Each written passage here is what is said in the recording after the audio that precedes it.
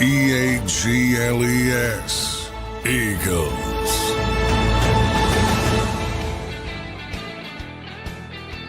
Welcome in, everybody, to a special nighttime edition of Birds 365, following the Eagles' very first practice of training camp. Johnny Mack already with a good day of work, starting off early.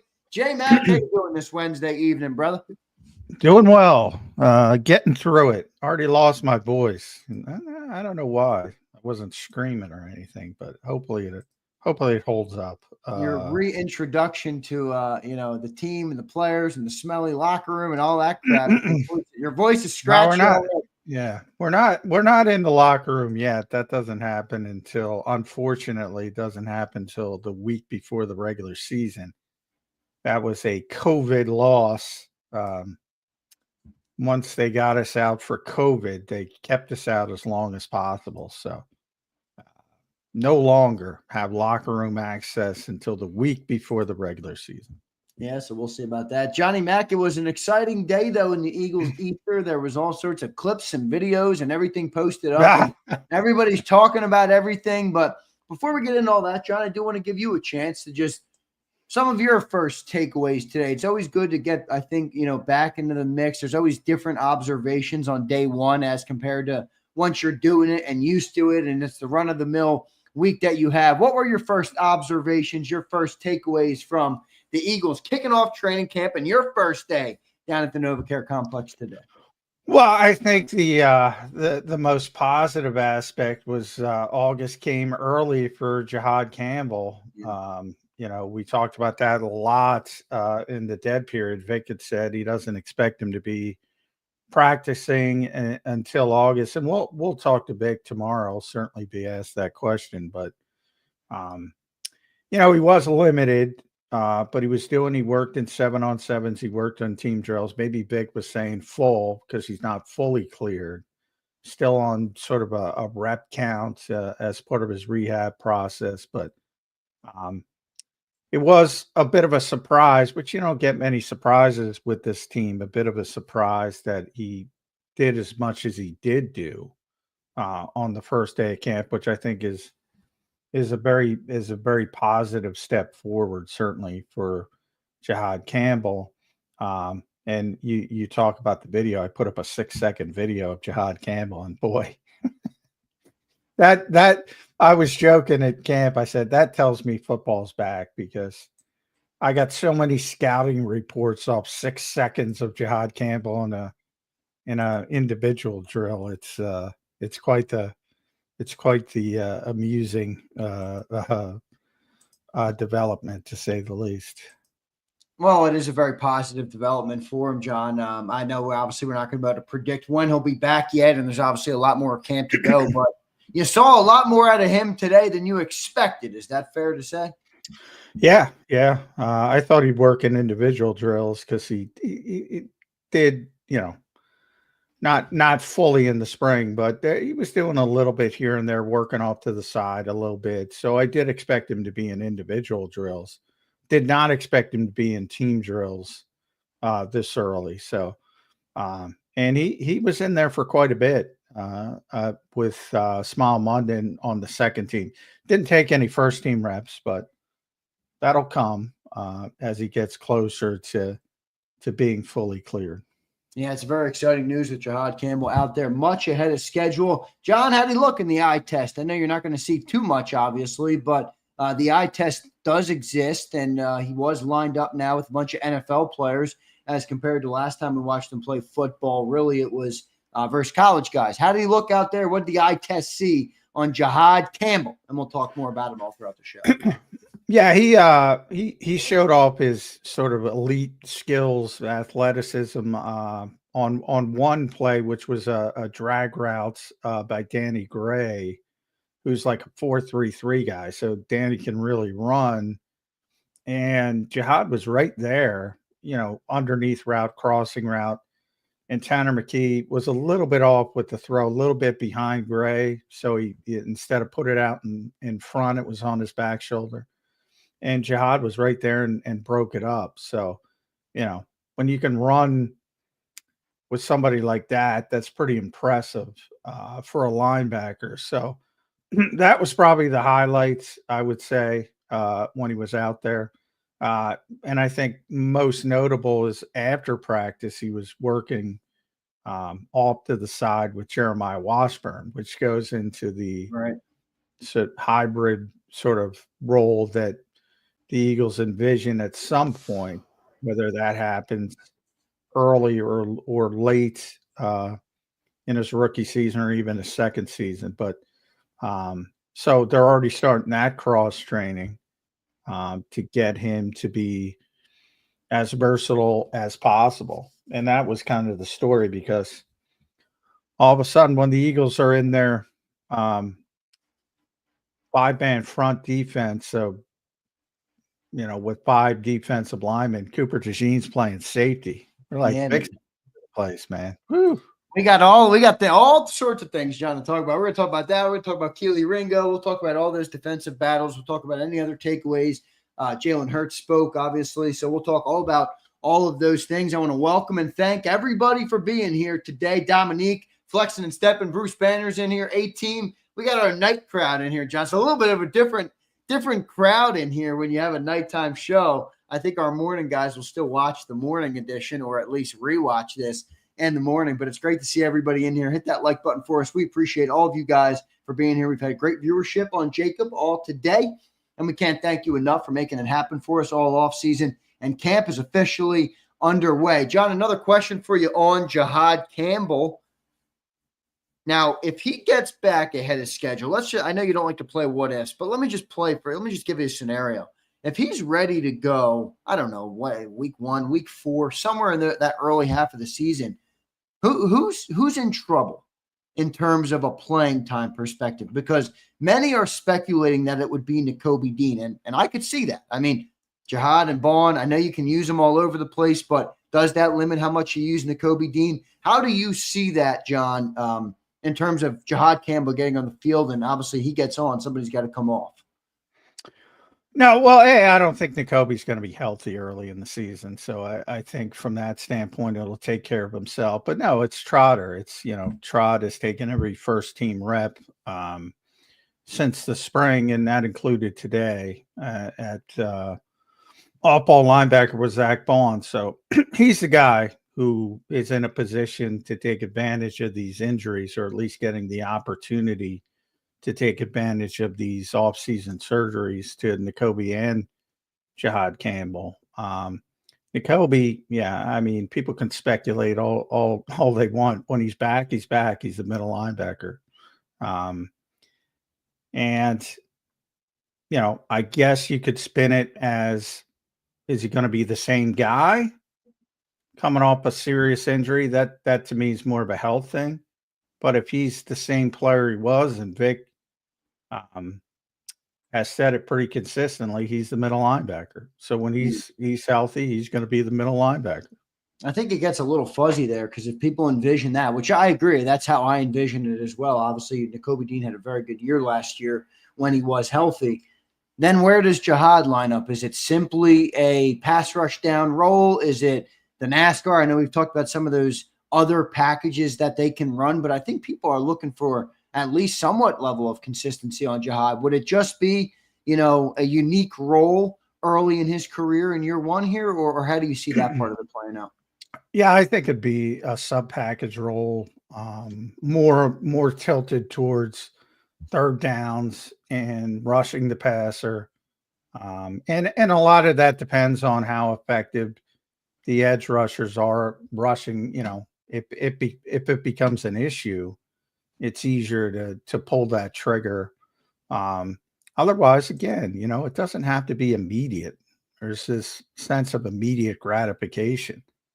If not, it'll come to fruition in 2026 with Jalyon Campbell. Ultimately, the goal is to get Vaughn and Campbell out there together, but that's probably after Nakobe leaves. Yeah, after this season. I got a weird feeling that Jalyon Campbell is going to be much better than people expect, much quicker. I know I'm probably jumping steps. I'm skipping steps. You always say that. I'm aware. I'm probably doing it. Well, you got Jalen. That guy looks like a football player, Johnny Mac. Yeah. Yeah. Well, 6-second video, 6-second scouting report. Yeah. Well, I mean, clearly he's very talented. But I think people forget how well Jakobi played last year. And I think people forget how long it took Jakobi to get to the level where he played like he did last year. Like, you know, in some ways, I think Quinyon and Cooper's ability to play right away, like impacted people in maybe a little bit of a negative fashion. If you want, it's not negative because it's like, who cares? But unrealistic, I guess is the right word. It usually takes rookies a little bit of time, and there's nothing wrong with that. Right. Not to say it can't be done. You just saw it was done last year. But the odds of that continuing with every rookie, without some of those growing pains, you just saw a whole group, leave the organization that took incremental steps and ended up being really good players. Whether it was Josh Sweat, Milt Williams, guys like that taking those incremental steps, which is the more common way for young players. Yeah, no doubt about it. John Mack, great signs there. We'll see what ends up happening with it. It's a good problem to have, but as John used to say, the word problem still exists in there. So we'll see, obviously, how that all shakes out. John, a lot did happen today, even outside of Jihad. I do think he was the top story of the day. So I'm happy we got to start off the show talking about him. We did get the update on Nakobe Dean, who will start on the PUP list. Basically the only one. The injury updates from practice, John, were Jalen Carter listed with a shoulder, and then the new offensive guard in the Gardner-Johnson trade that we acquired, Kenyon Green. Both of those two guys did not practice today. I don't think that means that much, but other than that, they were not out there. And then Cam Jurgens was a limited participant due to the off-season back surgery that we had. So all good on that front, basically, but no concern about Jalen, obviously, and Kenyon Green and Cam Jurgens, just short, early camp stuff. But any takeaways on Nakobe, John? Anything you learned today that you can share? I think people are, wondering about that. They feel like he's further along in the process, but, I don't know where you think or what you know, or if there's any information you can share with us about Nakobe Dean on a timeline, or at least a projected timeline for that. No, as I mentioned, it's a very significant injury. He feels fine, but that doesn't mean he's healthy. That doesn't mean it's healed properly. Right. It needs a certain amount of time to heal. So that is the bigger issue than everybody's seen him working out. There's been video, there's been clips. He looks great. He looks fine. He feels fine. But that's an injury that needs a certain amount of time to heal, or you're at risk of having another issue. And the Eagles are going to be cautious with it. To me, is it not week 1? Is it week 8 or before that? Is still the sense that I get, and how quickly, because some people take 12 months to get back from this injury. Yeah, I know. He got hurt in January. That would be the entire season. So I do think he's ahead, and I do think things are going well, but that doesn't mean he can be back for week 1. Even though he feels pretty good. And I use ACLs, which are a different injury, but guys who have ACLs, they feel fine 4 months out, but it's not healed. So, you have to wait that 9-month period. And what Kobe suffered is pretty significant. So, the hope is to have him back at some point this season. And it's one of the reasons that Jalyon Campbell is here. Not the only reason, but one of the reasons he's here. Yep, I agree with that. So we'll see how that goes. John, let's zoom out a little bit, talk about some of the overall, I don't want to call it vibe, but, John, they all had this approach, and you've been preparing us for it on Birds 365, where they're not going to be talking about repeat, but But still, thanks, Jordan. Hey, thanks to Jordan Mailata. He hammered it home.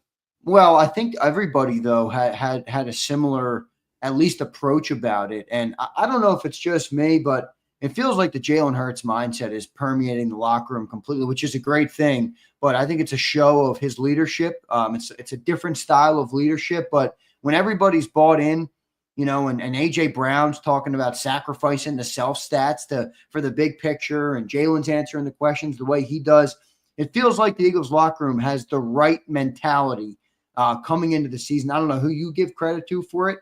I give credit to Nick and Jalen Hurts. That's who I give credit to for it. But what did you think of that? And did you have a similar takeaway or a different takeaway about the players who spoke and just kind of the mentality as this team gets back to work?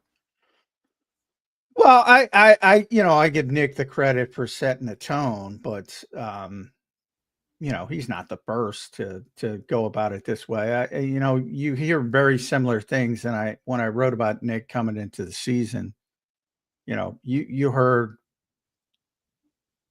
great tennis players at Wimbledon saying similar things. The number one golfer in the world saying similar things. If you go back to any successful, Michael Jordan, et cetera, they all have a familiar mindset of, staying in the moment, not worrying about the future. Jalen had a great quote. He had a great T-shirt quote to end his press conference. I don't know if I have the transcript yet, but, it's about, it's about staying in the moment. So, and here it is. The past is behind us and the future is too far away. So, but he's not the first to be that way. I mean, that is common with people that are successful. Because if you look back, and Nick explained it, if you look back, it might give you some confidence and say, well, we're pretty good. We won the Super Bowl, but then your eye is off the ball in the present. And then obviously the future, nobody knows what's going to happen in the future. Nobody knows who's going to stay healthy, who's going to get hurt, how certain guys, even if you have a bunch of guys like Jalen Hurts and Jordan Mailata and Lane Johnson and AJ Brown who can verbalize it, and Saquon spoke today as well, can verbalize it. That doesn't mean everybody can do it. I remember talking to Jordan during the collapse of the 2023 season. And he was like, we're right there each and every week. And then bang, the season's over. They had the right mindset, but they couldn't climb themselves out of it because the defense sucked. So, a lot goes into it. And a lot goes into winning a Super Bowl. And that's why Nick takes the philosophy, and Andy had it. And really it came from Andy when you talk about the Philadelphia Eagles. Not repeat, not sustain success. Just put yourself in a position that if everything lines up correctly, you can take advantage of it. That's the goal of the Philadelphia Eagles.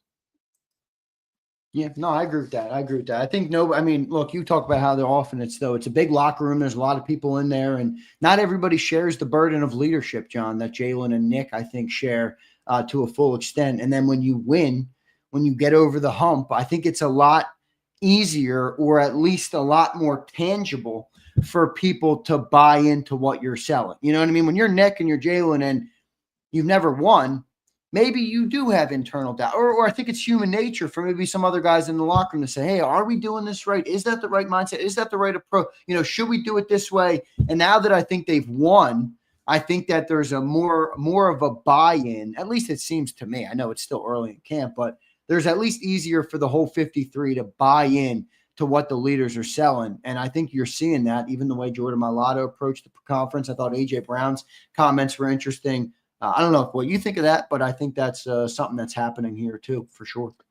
Yeah, well, I say it all the time. I'd rather have the good players, but yeah, I do think they have a good culture. But I'd rather have, like I said, some of these guys were every bit as great during the collapse, great players like they were the same players, but they couldn't stop that collapse. Right. So I always lean towards talent first. And then the other stuff, if you can create the culture the Eagles have created, and it is a very good culture compared to their peers, then it's just a bonus. Well, but Chip was that culture over scheme, and really, it's maybe culture over scheme, but not culture over talent. Well, no, it's the NFL. You can't win without talent. There's no doubt about that. But I believe the Eagles have checked that box. They got a lot of talent. Now the culture is another accompanying thing. John, any other overall key, overarching takeaways of just the approach here? The focus on the competition obviously still remains. We just talked about the prove it all over again mentality that they're taking on, which I believe is the right one. Any other overall takeaways just from the mindset of the team as they approach the start of training camp on really a short offseason, John?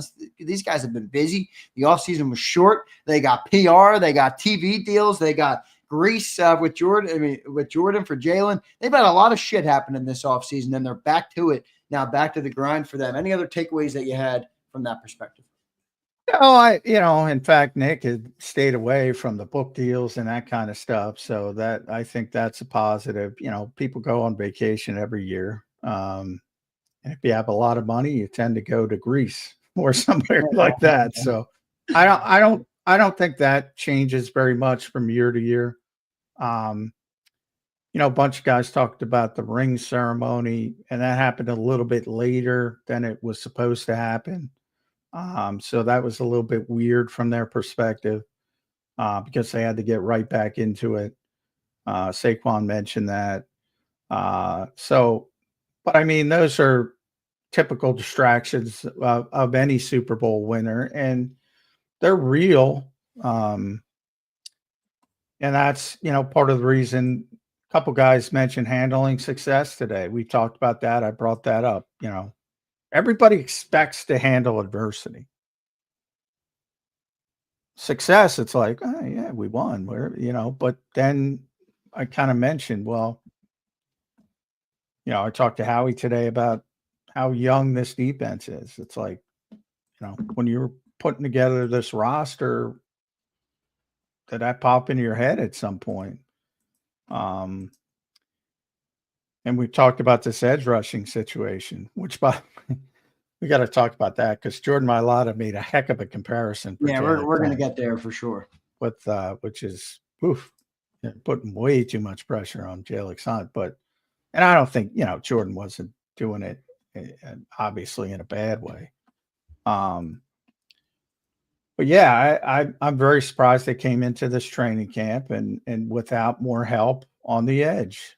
But we're going to see how it shakes out. And they brought in another defensive lineman today. So clearly they knew they've signed 3 defensive front people over the past week. So clearly they knew coming in they haven't had enough up front, but they're not bringing in difference makers. They're bringing in guys who might be a little bit better than what they had. Yeah, no doubt about it. John, let's go to that edge rusher room, and you brought up the comp there with Jordan Mailata speaking about Jalyn Hunt. Holy shit, John, if I'm skipping steps on Jalyn Hunt, what is Jordan Mailata doing? He's talking about him being a special player, compared him to Micah Parsons from a burst perspective. What do you thoughts on that comment? Well, I'm glad you said that because I think a lot of people are going to pick up on that and said he compared him to Micah Parsons, which he really didn't. He compared some of his traits to Micah Parsons, and you mentioned the burst. Right. So I hope you picked it up. I hope other people pick it up, but I fear people are going to, aggregators are going to say, Jordan Mailata compared Jalyn Hunt to Micah Parsons. And, Mike is a 3-time All-Pro. He's played 4 seasons. He's never had less than 12 sacks. The only reason he had 12 last year is because he missed a month. That's a big-time player. And then, Jalix Hunt played 300 plus snaps in his rookie season, if you include the playoffs. And he showed a lot of positive signs. But you might be comparing him to the best pass rusher in football, certainly in top 5. Right. So I hope everybody figures out, and you did. So I'm glad. That's positive for me, because I as soon as he said it, I was like, oh boy. It was one of those moments. But I'm glad. I'm happy that you picked up on that. He wasn't comparing the players. Do you see what he sees? Do you, like, when you see Jalix up? I mean, do you think he has that? I'm not gonna say he's gonna be Micah Park. But do you see traits like that would translate for him being, really a star edge rusher at some point in this league? Because I mean, you've talked about the edge all offseason, John. You kind of need him to be a star, or at least pretty close to it this year, unless they're banking on JAKIB Campbell, playing on the edge and being really good at that, which I don't really know what their plans are for that. Do you see any of that in Jalix Hunt? Well, it's a great athlete. There's no question about that. That's why he got picked where he got picked, coming from a small school like Houston Christian. So that part of it. What was most interesting to me about last year is when Vic was forced to play him, he liked him more as a run defender than a pass rusher, which kind of blew my mind. Right. Because we had been told that, this is a developmental pass rusher, and Vic goes in, no, he's pretty good at setting the edge. So Vic sees shit that other people don't see, which I think is a positive.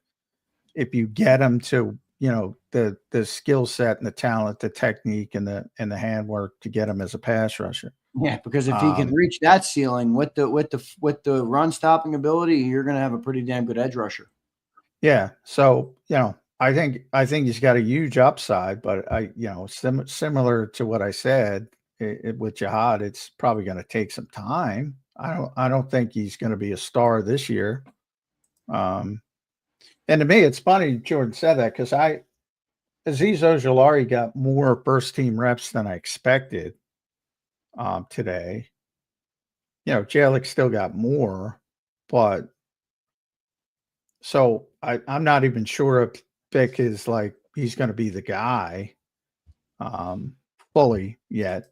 I think the hope is, but I still think Azeez Ojulari's got a shot to play more, depending on how things go this summer. Yeah, I agree with that. And the other thing I would ask there is, do you think there's any chance they're thinking about JAKIB Campbell to just put him on the edge? I mean, we talk about the edge room. It's light. I don't know. JAKIB Campbell's a pretty big dude, Johnny, man. He looked big. I saw him this weekend at the NASCAR. My boy Gary took a photo of him next to Nakobe and Big Dom. I mean, this guy's towering over Big Dom. I'm like, this guy's a big dude, man. Like, I feel like he could go off the edge. Now, that doesn't mean that's what their plans are for him, but do you think that's at all possible? Well, it's similar to, that's the guy people compared to Micah. It's not because they're similar from a standpoint of,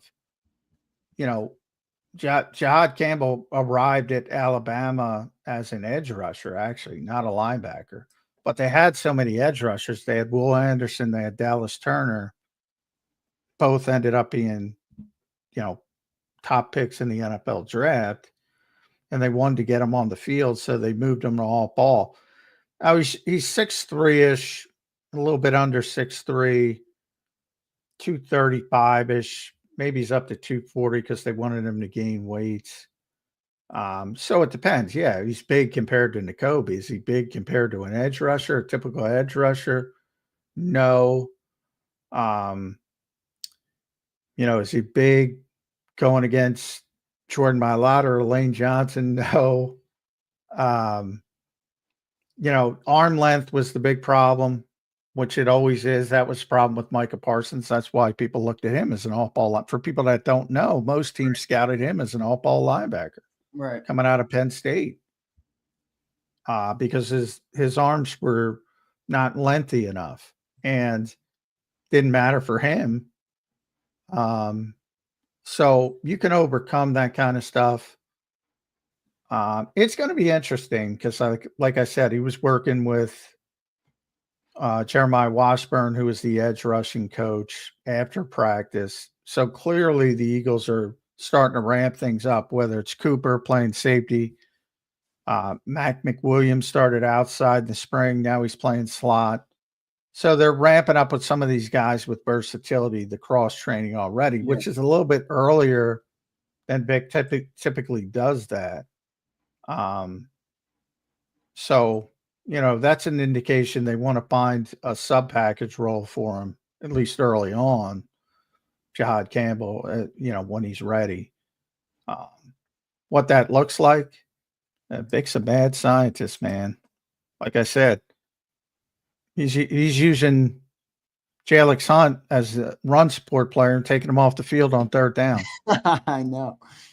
Vic, you never know what you're going to get. But, John, the one thing that stands out about what you just said is he's doing that cross-training a lot earlier than he did it last year, which maybe gives credence to the Zach Bond comment of the offseason that it feels like we're starting so much further ahead of where we started last year as a defensive unit. Now, I know they've lost the players they had, but they got a lot of players in here, and maybe they are further along this year as they approach camp. Obviously, now year 2 of Fangio, so it would make sense.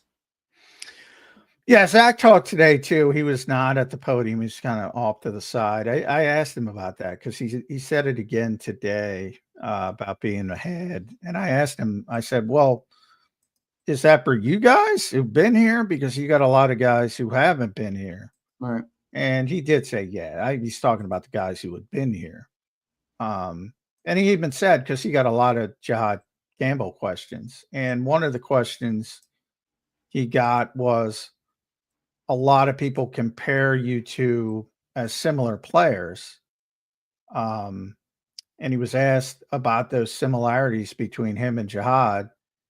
And Zach is another very honest guy. Sometimes he says awkward stuff. And he was like, I haven't seen him play. I don't know.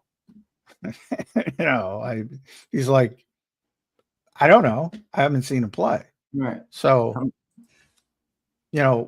what he's saying is farther ahead. He's talking about the guys who've been there, like him, like himself. Right. Which makes Cooper, sense. Quinion, yeah. Yeah. But they are bringing back a lot of that, some of that, I think a lot of the core. So I think that will be a good thing. And I think it's good news that Vic is already cross-training young guys. I mean, you said Mac McWilliams, who started on the outside. Now he's back to the inside where we thought he was going to be.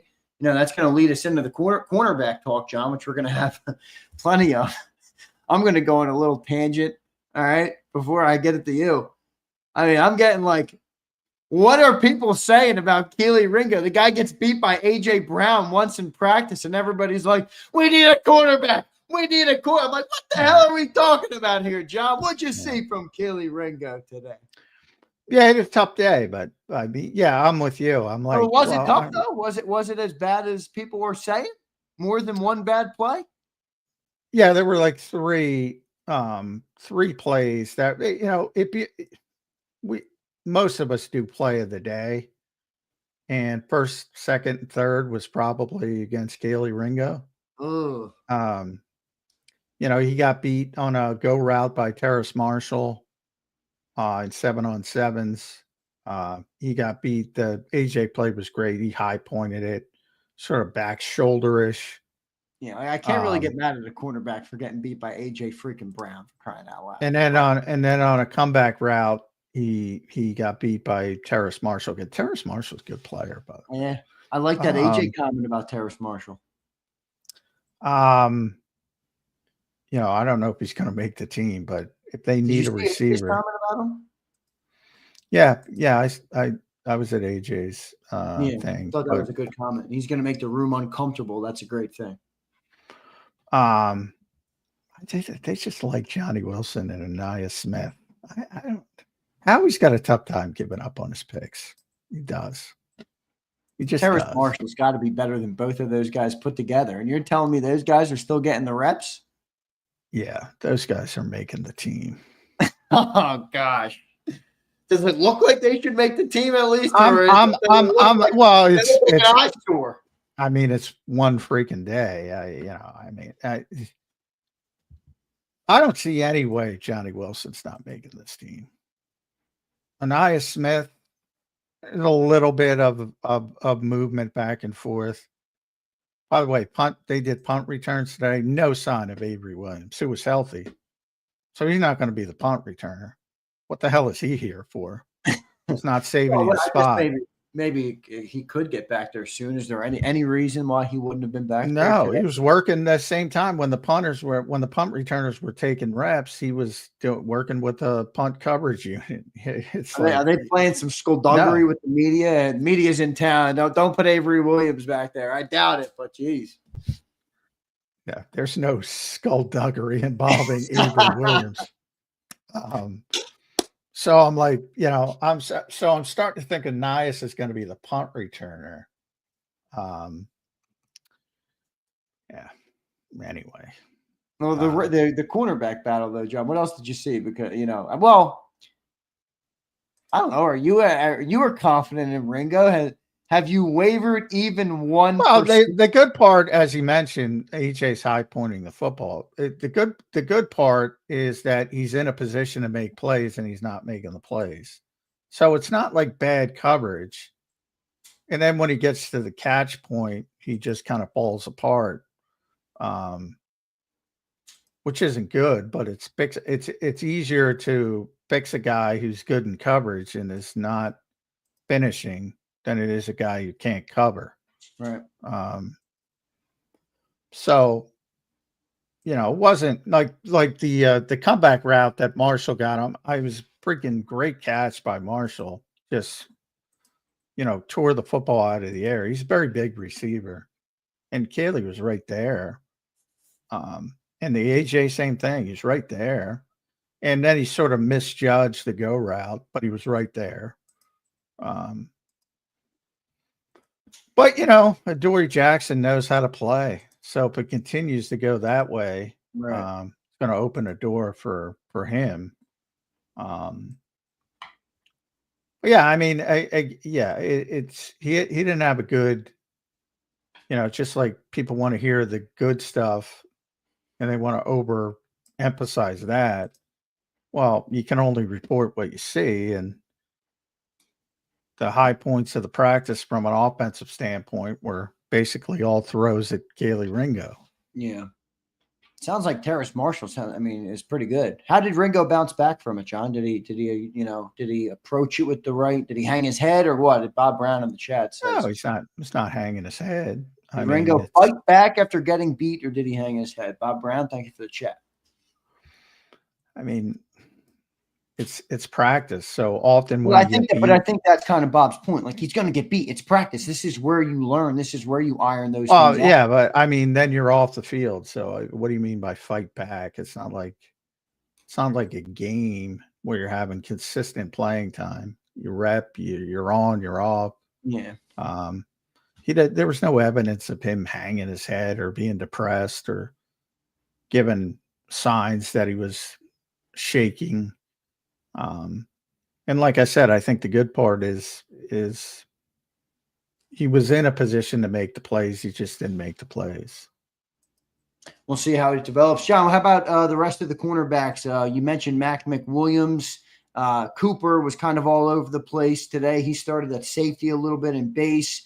Coop was all over the place. How did Quinion look? Give us the update on the rest of the cornerback room outside of Cayley Ringo.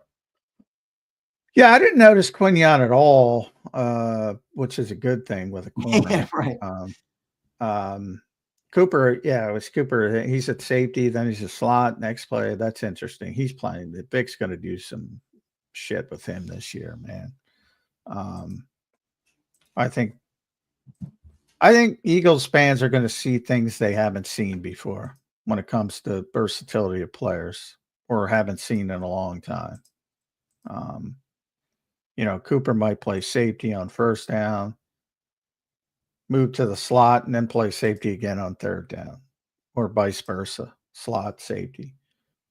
He might play outside corner if things continue to go poorly there. So, but Vic had hinted in the spring, and I agree with him. You could have a bigger impact playing safety, in the middle of the field versus just being outside on an island. So I think all of a sudden safety's in the conversation with Cooper DeJean. And obviously he's going to be a 3-down player. So for now, we're just talking about it in the base defense, which is, I think everybody was hyper-focused with 2 corners and he would play the other corner. Well, it looks like, no, he's going to play safety. And then when you're out of the base defense, then Sidney Brown or Drew McCuba will come in.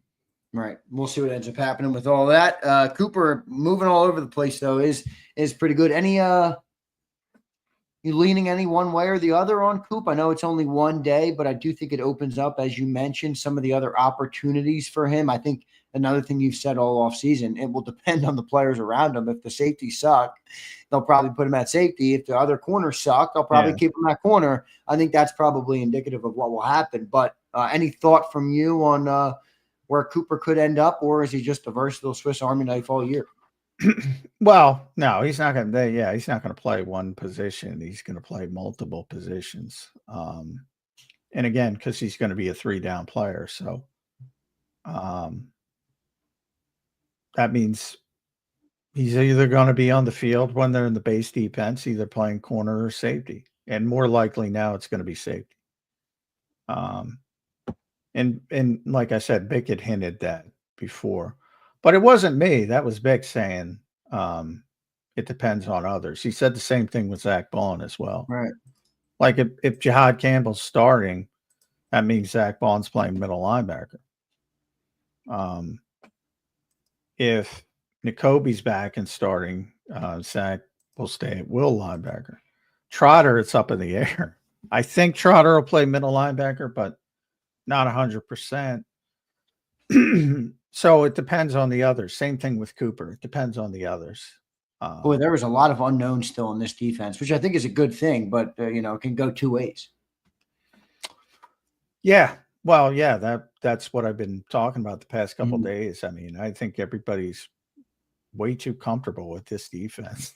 And by the way, Jalen Carter didn't practice today. Boy, that defensive front looks bad when he's not out there.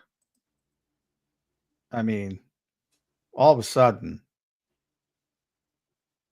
I mean, they weren't in pads. So what do you mean when you say that? They just don't look the part, the eye tag. What's not clicking? Is it the Johnny Mac stigma in the head of like, holy shit, what are you seeing, John? Explain what you mean. Well, yeah, it's practice. But, yeah, it's holy shit, look who's on the field. That's what it is. Holy shit, it's Jordan Davis is fine at nose tackle. But they ran a lot of 5-man fronts today, way more 5-man fronts that they usually do. And I'm like, why are they running so much 5-man? And I'm thinking, is that to get Cooper at safety? Maybe. But then I said, oh, yeah, Carter's not there. Right. So they don't feel comfortable with 4 without Carter. Which is a problem. Yeah. And then all of a sudden I'm looking out there and it's Jordan Davis and the 4 eyes are Moro Jomo and Thomas Booker. And your edge rushers are Nolan Smith and J.L.X. Hunt. I'm going, holy fucking shit. Jalen Carter better stay healthy. Yeah. I mean, that's out, but that's every team. When you have a player like that. Yeah, right. But certainly still, a part of it. At the end of the day, it's holy shit. He better be out there. Well, we're going to get to the defensive line here because I do want to talk about Jordan Davis. He showed up chiseled, Johnny Mac. Jordan Davis, he looks like a new dude. We'll get to that. John, safety. All right, the Eagles experimented, obviously, again today with different safety combinations next to Reed Blankenship. Sidney Brown, Drew McCuba, both getting some first-team reps today. I think this competition is one that could last for a little bit here in the offseason and then through training camp, John, as we lead up to the NFL season. What did you see today with the safeties?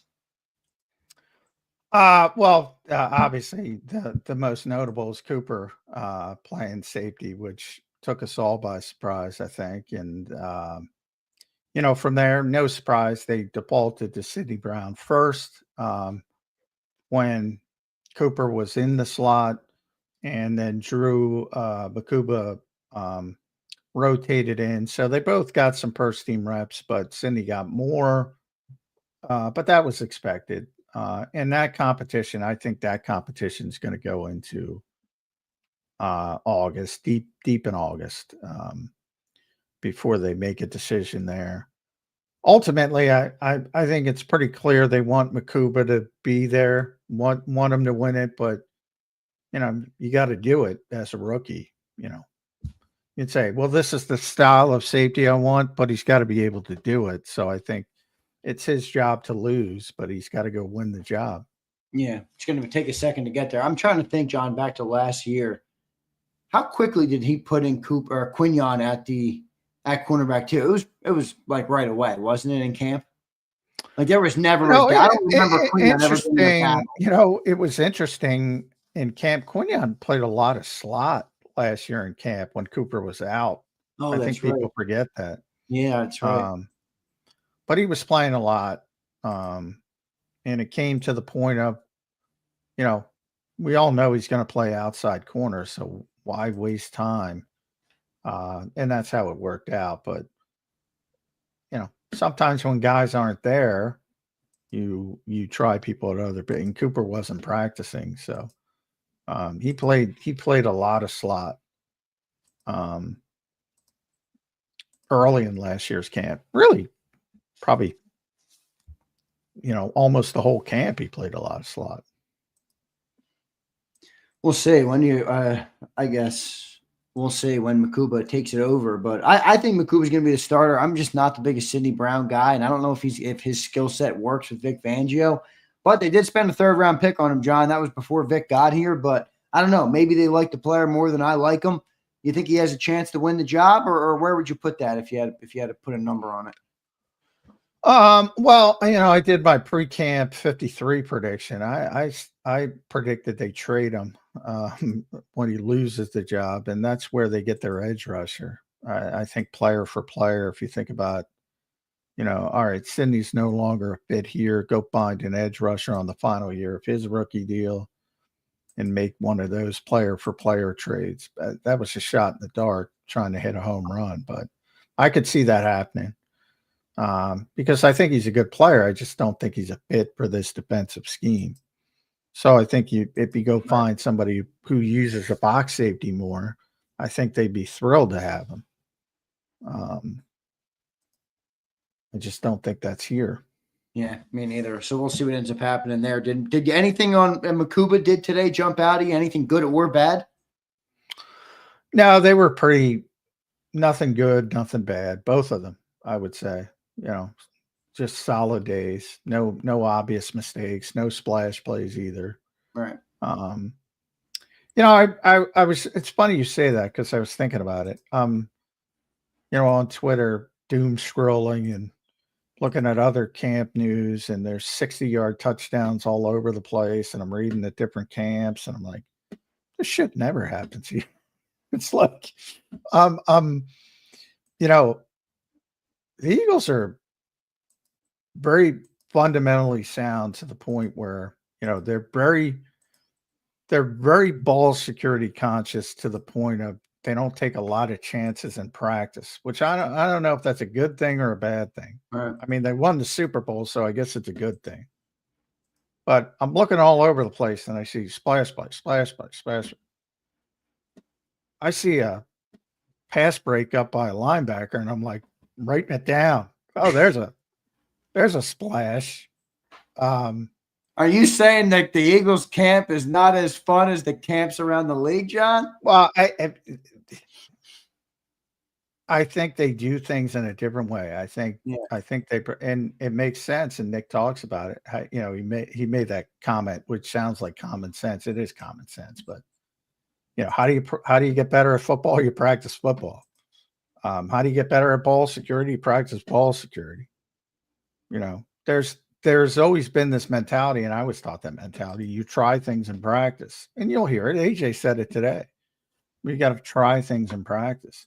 The Eagles don't really try things in practice. They're like, no, let's take care of the football. And I think that carries over. It certainly has carried over. Yeah. We'll see. We'll see what ends up happening with John. Let's move to that defensive line. First question on it is Jalen Carter okay? Yeah, he's fine. Yeah. He's no, it's not a long-term injury. I've been assured of that. So just something tingling right now in camp, and they're keeping him off the field, basically. Yeah, they're going to be very cautious with anybody. Although, while I bring that up, Saquon, I think, touched it more today than he did last season. I'm like, what's going on? I'm joking, obviously. No, but I did read that somewhere else that Saquon Barkley, there's no signs of slowing that workload down. My God, to the point. Well, actually, it's funny because he barely did anything last year until the regular season. And today it was like, what are they doing? Now, nobody's hitting them. Yeah, who cares? But I just thought it was interesting. Ton of touches. Lurie's making sure he wasn't golfing too much this offseason, man. Ton of touches today for Saquon. More than any day at last year's camp, I would say. Well, remember the team. But I'll check it. You know what? I'll check with Elliott because I'll check with him tomorrow. Because I don't remember him touching the ball that much last year. We'll get to the offensive side too, and to talk a little bit more about the offensive side. I know we talked about the receivers, or at least some of the backup receivers, but sticking over here on the defensive line, John, outside of Jalen Carter, obviously he did not practice. Did Ty Robinson make any push today? Did you see anything from that youngster out there? Not on the field, but pre-practice, I put up a picture of oh yeah, I saw your pic. Because he had the huge guns out because it was a nice day. And I'm sorry, I'm not going to pick on people, but somebody replied back and said, "Who's bigger, him or Mailata?" I'm like, what do we? Jordan Mailata is 6'8", 380. Ty's like 6'5", big dude, like 290, somewhere in that range. I mean, so to that person, yeah, Jordan Mailata is bigger. But I told you Ty's going to impress people because he looks like a bodybuilder, and that just impresses people. We'll see if it translates. I don't know. He's a good athlete too. He had great testing numbers, but I haven't seen that translate to the field yet. Yeah, we'll see how it goes. John, anything from Moro Jomo? I'm high on my guy Moro Jomo coming into the year. How did he look today? Well, like I said, Eagles people are going to get bored with me, but I look because I brought up Elliott. So, because Elliott is now famous for quarterback camp statistics, which are what they are. So he did do his stats. Jalen was 14 of 15, no touchdowns, no interceptions. Exactly what I'm talking about. Right. It's no splash plays. It's all ball security. Yeah. So, to that same degree,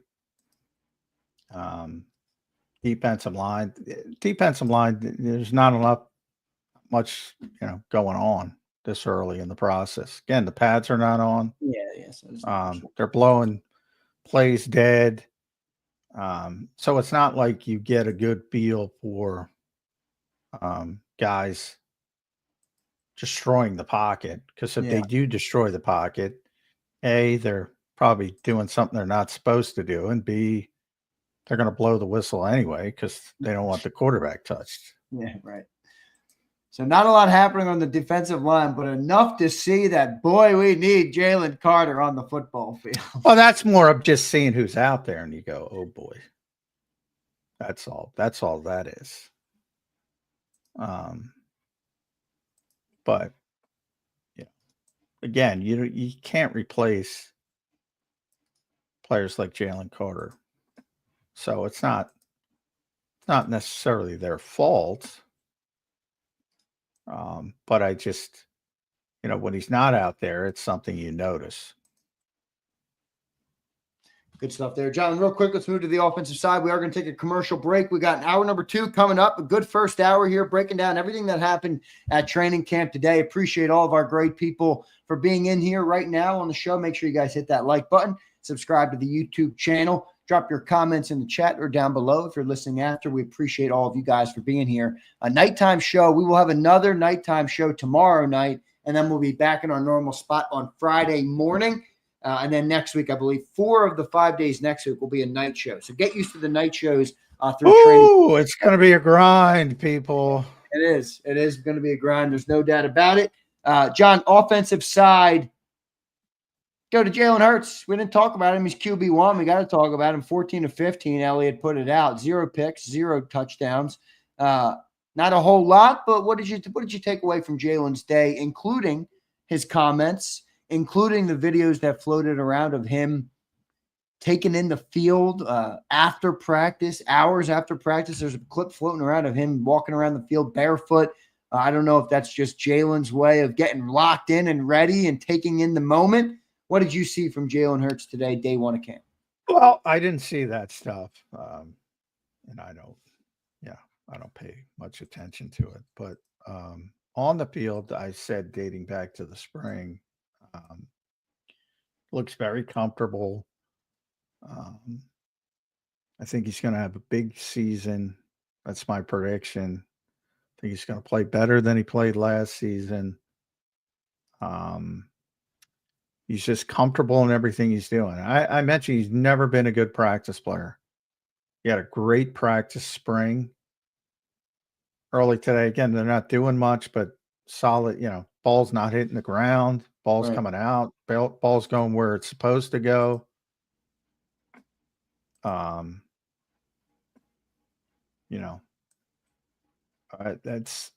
don't even worry about Jalen Hurts. Because it's been that type of spring and now summer for him. It's just very comfortable is the word I would use. Good stuff there. We'll talk more about it. Let's get to our commercial break. We got offensive talk. When we come back, I will get to all of our super chats right now. Interesting question here. Not a super chat, but Don, I love you and I appreciate you. He said, did John see anything different in the way practice was run compared to last season's day 1? It's an interesting question. No, but I am going to ask Nick about that. I tried to get in. It's just like 1,000 people there today. It's awful. First, is that just because it's day 1, it dies down as you move along, or what? Yeah, there's usually because there's random people that come in that like a day here, a day there. Right. So it's always more crowded, but it thins out as it goes on. So it becomes. At some point, I'm going to ask him because he said they're making a couple of tweaks at practice. I didn't see anything today that was different, but he claims there's going to be a few things. Last year, he's done it before. I mean, last year when they're having problems early with turnovers, they started their circuits, as they like to call them, tackling as well. They were having some trouble. So they had tackling circuits and ball security circuits, and they've continued those. So he'll tweak things every now and again, but I didn't notice anything different today, but he mentioned he's going to do a few things a little bit differently. So at some point, I'm going to ask him that question.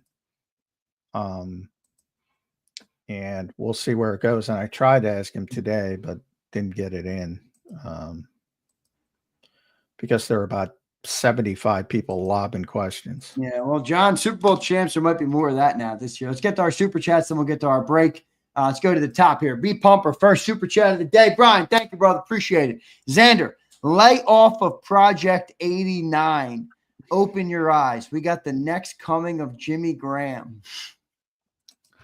Pumper still got to move in the tight end. Still playing wide receiver, Pump.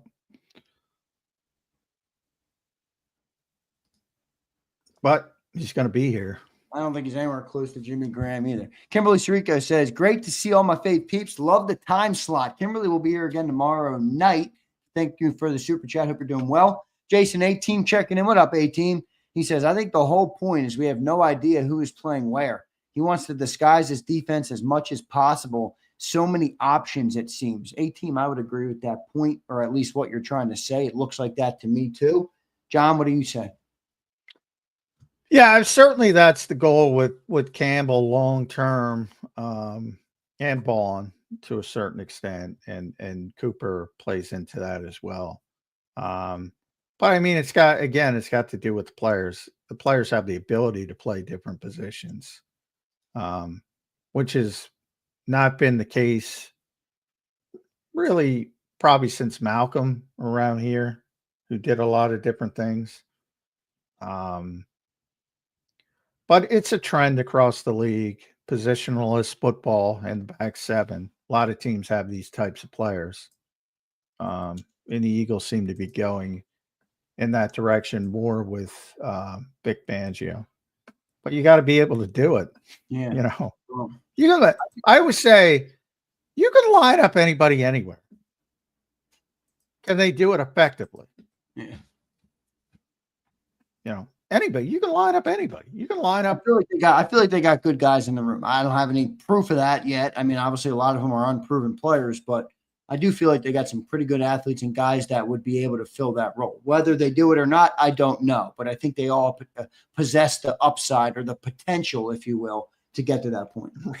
Reed Blankenship said that during OTAs. We got to ask the question about Cooper playing different positions, and he was joking, and obviously they're very close friends. He was joking, and he said, "It's OTAs. They might put me at edge rusher tomorrow." It's like, who cares? So the point is, the Eagles are accumulating players that have the ability to play different positions. Doesn't mean they will. Doesn't mean they will, but Vic will take advantage of it. Like long term, yeah, I think Campbell's going to play different positions. I think Cooper's going to play different positions this year. I don't know if Jihad is, but eventually he will. So they're trying to add players that have that versatility. So, by point just popped up on my timeline. Jordan Addison just caught a 60-yard touchdown. Like, I don't know if you're seeing any of that, John, all off season. We'll see. Brian Pump again. What up, Pump? He says, I see two dudes on the panel with clown makeup and squeaky red noses. Sid Vicious would have the elderly doing the twist by week 3. Boomers. I don't know. Pupper doesn't like when he's wrong, and he's wrong a lot. So he's got to be angry a lot of the time. That's why I think he's trying. Pupper, it's not my fault that they're playing Johnny Wilson at wide receiver. You know, I think a lot of people conflate that. He likes Sidney Brown a lot too. I like Sidney a lot. I don't think he's a fit for this particular defensive scheme. I'd like him a lot in a different scheme, but the Eagles aren't playing a different scheme. So we'll see what ends up happening there. Pump, appreciate your super chats as always, even when you're wrong, my friend. Bearded Willie checks in. What's up, Bearded? He says, what about my Lotta's praise for Hunt? Sorry if I missed you guys talking about it. We did talk about it, but John, your response to Bearded, I know you had thoughts on that praise. Yeah, well, I'm glad because Zander brought up, like, he didn't compare him to Micah Parsons. He said he's got similar burst to Micah Parsons. And I was feared because, I was there when he said it. And I just said, oh boy, as soon as he said it. Because I think there's going to be a million aggregators saying he compared him to Micah Parsons. And obviously that's not fair. But yeah, I mean, it was a nice thing for Jordan to say, that's for sure. And I don't think he's lying. I think he, occasionally in practice, he's got trouble with his burst. And, that might be the best left tackle in football. So that's pretty positive comment from Jordan Mailata. Yep, no doubt about it. Bearded Willie, thank you for the super chat, brother. I think you sent us one more in. He did. Bearded again. Sorry, J Mac, but I kind of enjoy hearing from you in the evening. That's not a shot at Sills. His afternoon slot's perfect, too. Bearded, thank you, brother. We're going to be here a little bit in the afternoons, just through training. We got to be an early riser. Not everyone. We are a morning show, though, at heart. All right, so we are. Yeah. We will still be a morning show, but we do appreciate everybody for being here. We got a great crowd in here for a nightcap edition of Birds 365. I appreciate everybody being in here. I want to take a quick commercial break, and then there's something I want to run by John, and I'm going to use something that John has used, not against him, but to make a point about why I'm confident in some other players. So we'll do that. By the way, I just saw Jackson Dart's pick 6 the other way, going the other way at Giants camp. I want to see some of this. Johnny Mac is jealous. I'm sensing some jealousy, man. Let's keep all going. Over my timeline. All over. I saw a lot of it too, but I appreciate everybody for being here. We'll be right back, everybody, in 3 minutes on Birds 365. Welcome to the Jet Setters and the High Rollers, to the Shot Takers and the Tastemakers. Welcome to the Viewfinders, the Thrill Seekers, and the Night Owls. Welcome to everything you could possibly want on one 5-mile island. Welcome to the Wildwoods. Book your stay today. The following is a real testimonial from the father of a young injured victim. I didn't think she was going to make it. Major Perry's daughter was the victim of a horrific accident caused by someone else's negligence. If you don't find the right counselor, law firm that you're looking for, you will get lost in the wilderness. Badly injured? Call the Fritz and Bianculli Law Firm at 215-458-2222 and find out why they say, "We got this." In our hometown, we all look out for each other. We go the extra mile to lend a helping hand. Thank you. We step up to keep our communities going strong. And at Independence Blue Cross, we're here to keep you going strong. We've been deeply rooted in our communities for more than 85 years. And that connection to members has earned us our spot as the #1 health insurer in the region. So while you look out for your neighbors, know IBX is always looking out for you. Your financial future is on the line. Are you ready for what's next?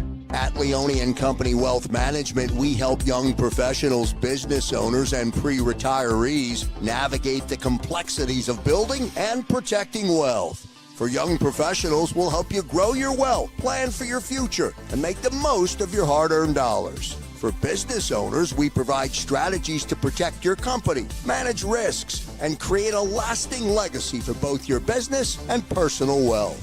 For pre-retirees, we'll design a plan to secure your retirement, ensuring you can live comfortably and confidently in your next chapter.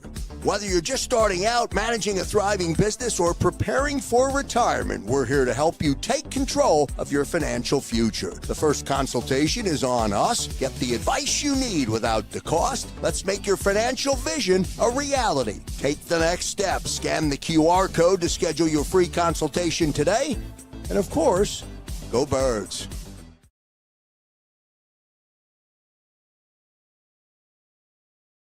Welcome to the Jet Setters and the High Rollers, to the Thrill Seekers and the Night Owls. Welcome to everything you could possibly want on one 5-mile island. Welcome to the Wildwoods. Book your stay today. EAGLES, Eagles.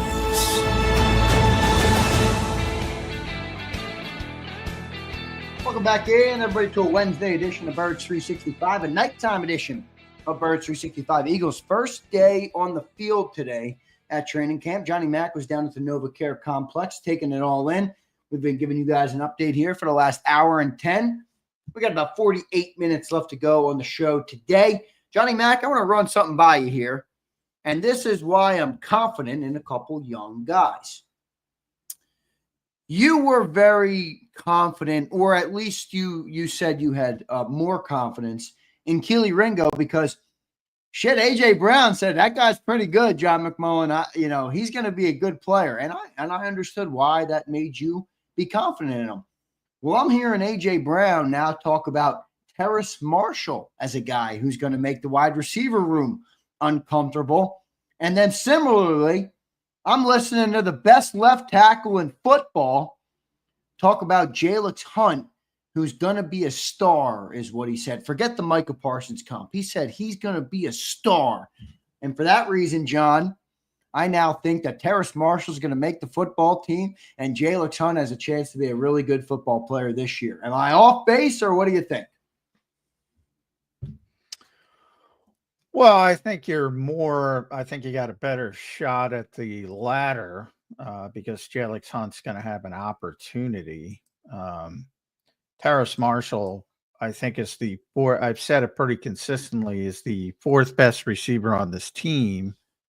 But even in that best case scenario, even if you're going pure meritocracy and saying, I'm just going to keep the 5 best receivers, and I'm not worried about special teams. I'm not worried about return game. I'm not worried about anything else. I'm just going to take the 5 best receivers. Even if you do that, he's not going to have the opportunity to play because AJ's so good and Devontae's so good and Jahan Dotson's good. So, if a tree falls in the woods, where's Jalyn Hunt's going to play? Right. And if he doesn't play, something has gone wrong. And even if he doesn't win the starting job, he's still going to be part of the rotation. Unless something completely goes awry and they acquire somebody else from outside the organization. So he's gonna have playing time. Terrace Marshall is not going to play, even if he's here. How many receivers are they going to keep? At 5 or least 6. 5 or 6. I mean, right. it depends. The 6 would be like if they keep Avery Williams. Avery Williams is listed as a receiver. He's not really a receiver. Right. So in that case, they may keep 6, but 5 receivers. And my issue is, like, Johnny's going to make the team, and Ananias is probably going to make the team. So that would make Terrace Marshall I don't like SOL. That. Why? Why are you going to keep Johnny Wilson? Well, again, yeah. I mean, but remember, roles. Again, the role we players. talk about pedigree, John. I mean, Terrace Marshall was a 2nd-round draft pick in 2021. He was a really good receiver in college. Now, but Howie didn't draft him. Huh? Howie didn't draft him. No, I'm just saying from a pedigree standpoint, is he close at all to Jahan Dotson in terms of skill set? Talent? What different type of receiver? Hey, I think he's like 6'2", 200 pounds. Yeah, different styles of receivers. Now, past when the Eagles signed Devontae Parker last year, it seemed like they wanted a big outside receiver in case AJ got hurt or whatever. And they're trying, and maybe that's what they're doing with Terrace Marshall. But he was a star at LSU. He was a big time player in college. He was behind Jefferson. He never played special teams in college. He never played special teams. No, but he played a lot. They played because of the offense they ran. Like, he was a big time player at LSU. They had the best wide receiver room in the country, but he was part of it, and he was a big time player. Right. So he never played special teams in college, and he never played them in Carolina. So, what value does he add on the game day roster if he's not playing receiver? The answer is none, because he's not. That's not a rotational position. AJ's out there. Who was the wide receiver 3? Devontae's out there. If they traded Jahan Dotson and you said Terrace Marshall was the wide receiver 3, what would you feel about that? Would you feel like that would not be good? No, I don't, because then let's say keep the same you two really in the have back. to use almost. Then you almost have to play Devontae in the slot. If that's the case, the vast majority of the time, and he's too good in my opinion, to do that. I agree. So I don't think it would be a fit. Yeah, How about Danny Gray? To me, he's straight. I think, if you can get Danny's interesting. I like Danny a lot, but he's got to get more consistent catch in the football until he gets more consistent. And he faces the same numbers game. They could probably get. Well, they already had Danny on the practice squad, so you can probably get Terrace Marshall on the practice squad too. Is how Howie's going to look at it, because he's bested now, so you can play the wink game, and say, hey, we don't have a spot for you. We got to keep Johnny. We got to keep Anias. We don't have a spot, but we're going to bring you back to the practice squad. And if somebody gets hurt down the road, you just work it that way. Right.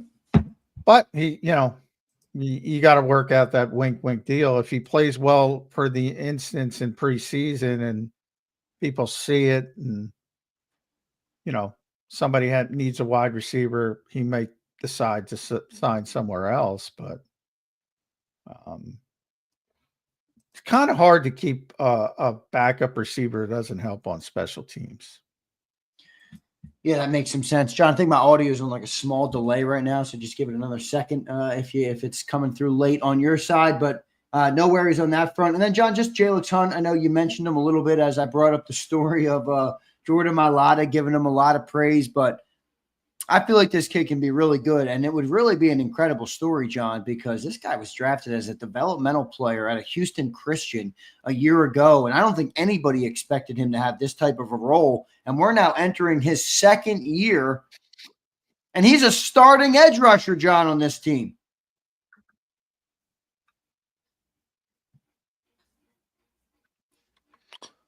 Well, yes, today. Nobody's crowning him. I still think that's the most likely position the Eagles could go outside they already have, with the Big O, as I'm calling him, before I learn how to pronounce his name.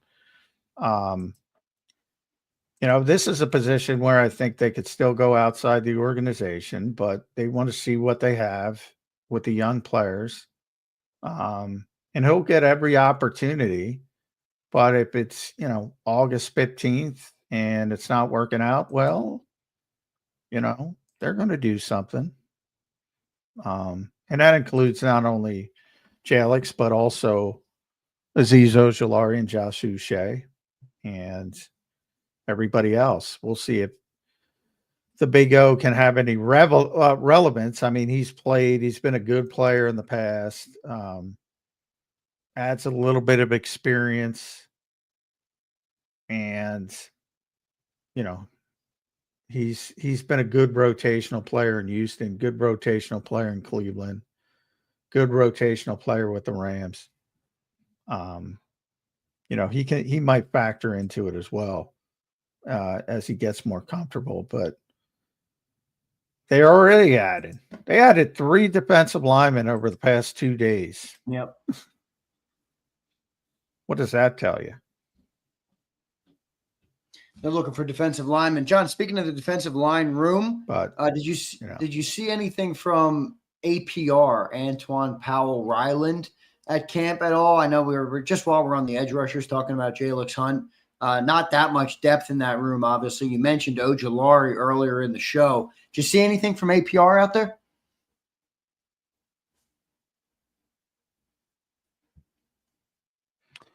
No, he's in third team reps. First team is Nolan, Jalix. Second team is Josh and Azeez. And then he was the third team left end.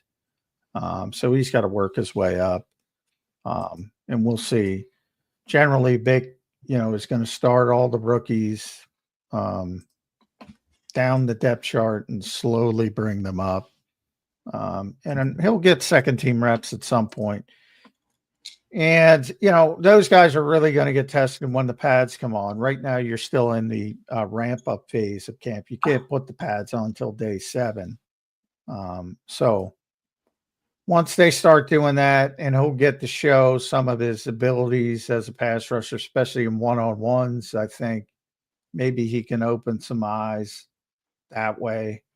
But, you know, it could work to their detriment as well, because one-on-ones, offensive defense, are generally heavily weighted towards the defensive player. It's easier for them. But when you're going against lane, you know, that can turn the tables pretty quickly. So, well, you know, Jalyon always laughs because he said he didn't sniff Jalen Hurts because, you know, he's going against Lane Johnson a lot. But I made him better, you know, so it works both ways. Like, a lot of people watch Lane stone somebody and say, oof, that looks bad. Or in the other case, I always bring up Jordan Mailata early in his career with Joe Osman. Joe used to beat him like a drum, and everybody's like, oh, that looks bad. But it helps them. It helps them get better. And obviously Stoutland is smart enough to understand that. And what the actual drills are designed to do.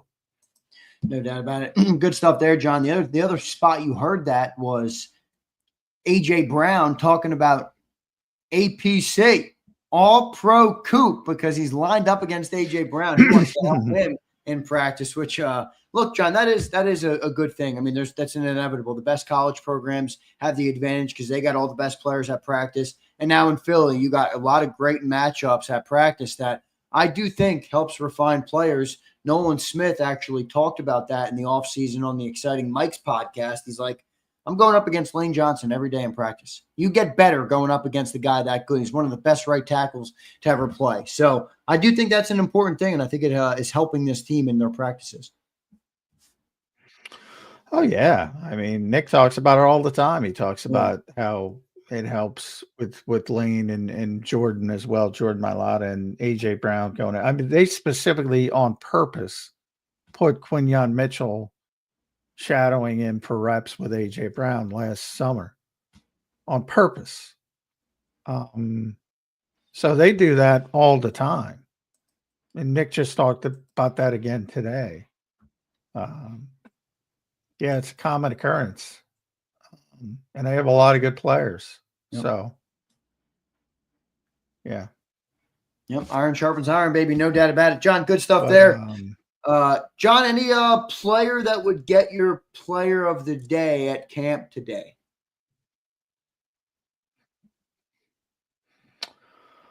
I'm again, no splash plays, so I'm gonna go. I don't want to go Saquon, so I'm gonna go Terrace Marshall. All right. I like to give it to unheralded people. Mm-hmm. You know, Jalen was very sharp. Saquon was very good. I'm going Terrace Marshall. I like it. I'll take it. I thought you were going to go Jalyon Campbell. And generally, when I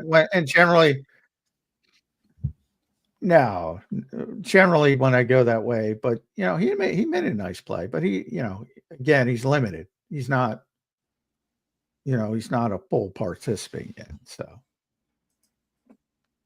you know, it's kind of tough if you're limited. Yeah, we'll see. Johnny Mac, next piece of like Cam Jurgens, he was limited as well. But got it. My bad, John. We are on a delay a little bit on the audio. I'll try and fix it in a second here. I do want to ask you one more, John. A good topic here that I had to at least close up this before I get some of your final thoughts. We got about 33 minutes left on the show today. But before the practice, Howie Roseman and Nick Sirianni spoke, and there was one interesting thing, John, that I noticed, and we've talked about this on the show before. Whenever Howie goes up there, that's normally the Howie Roseman show. Well, today, I think Nick Sirianni might have gotten more questions than Howie, or at least came pretty close. Have the tides shifted a little bit? And Nick Sirianni getting a little low from the Philly media, Johnny Mac. No, absolutely no. First of all, it's not hatred of Nick. I've explained. We talk to Nick all the time, every week, 3 times a week during the season. We very rarely talk to Howie. So whenever we have access to Howie, we ask Howie questions because we don't get to talk to him nearly as much. It's not anything other than that. On the first day of training camp, you got a bunch of new people aren't there a lot, so it shifts the dichotomy a little bit. But most of us who are there every day, it's still heavily tilted towards Howie because we don't get to talk to him that much. Yeah. And this will be the last time we get to talk to Howie until the trade deadline, potentially, and only then if he actually does something. Whereas we will talk to Nick Sirianni starting, it basically rotates between Nick, Vic, and Kevin Patullo during training camp. So you get, every 3 practices, they'll throw Michael Clay in there once or twice. And then during the regular season, 3 times a week. That's all that has to do. It has nothing to do with nobody wants to talk. We all want to talk to Nick, but Howie's there, and yeah, I got you. And the only reason it shifted a little bit is because the people who aren't there every day don't get to talk to Nick. So for them, it's more of a, I guess you'd have to ask them. But if you look at the people that are there every day, it'll shift towards how he got many more questions amongst that group. Yeah, I was just kind of being fun with it, but I hear you. I get obviously why you asked Howie more questions. Did you have any key takeaways from what Howie or Nick had to say in their pressers today, pre-practice? Well, no, because a bunch of people wasted goofball questions on Nick about messaging, and which I've already told people 1 million times. No, I there's a lot of talk about the youth on defense, and I kicked that off with Howie because I do think it's interesting just how young they are on defense. And then I think Rube followed up, and I think Zach also followed up. They are very young on defense. I mean, to the point of it looks like it might be an issue. But again, talent overcomes all that. All of it. You think they're talented enough to overcome it? I think it's dependent. Maybe. I mean, they got a lot of talented players. Is Quinyon going to play up to the level he played as a rookie? Is Cooper going to play up to the level he played as a rookie? Is Jalen Carter continuing to get better? Nolan Smith, and then those are the top tier guys, right? And then some of the guys who have upside, like Alex Hunt, we've been talking about a lot. Morrow, we've talked about a lot over the past couple of days. They have significant upside. Jihad, who knows how quickly he can develop. Makuba, the rookies this year, those are the 2 guys that might play a lot. But you don't have that Brandon Graham steadying experience, that Slay steadying experience, which you always had in the past. You at least had a couple sprinkled in. You no longer have that. So is it going to be an issue? We got to wait and see, but it is rare to not have anything sort of, Dory Jackson's probably going to be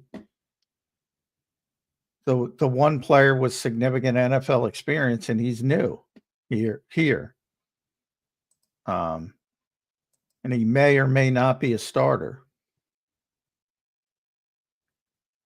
So it is glaring just how young they are on the defensive side of the football.